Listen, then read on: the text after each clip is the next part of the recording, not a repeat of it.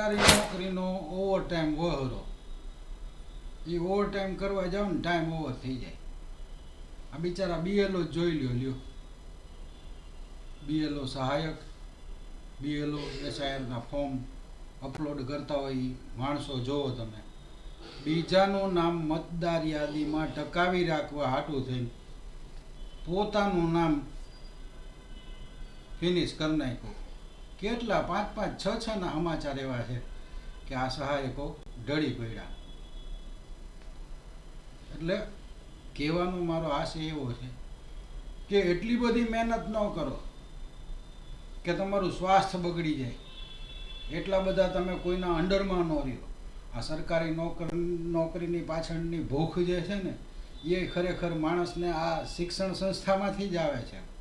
કોઈ એવો સાહેબ નહીં હોય કે એના ક્લાસમાં એ વિદ્યાર્થીઓને એવું નહીં શીખવાડતો હોય કે પૈસા જ જરૂરી છે.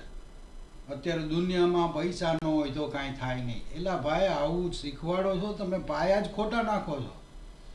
તમે મહેનત, પરિશ્રમ, તમારી કળા, તમારી આગવી સૂઝથી કાંઈ પણ કરી શકો દુનિયામાં. ખાલી નોકરો જ છે એવું નથી. નોકરા એટલા બધા છે નહીં દુનિયામાં કે બધાય કરી શકે.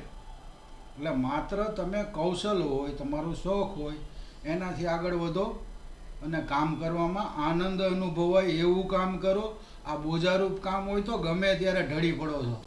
આનો કોઈ અર્થ નથી યાર. લાઈફ ભગવાને છે ને યોગેશ્વરે જીવવા માટે આપેલી છે, બીજાને મદદરૂપ થવા માટે આપેલી છે. એનો આપણા સત્યાનાશ કરી છે.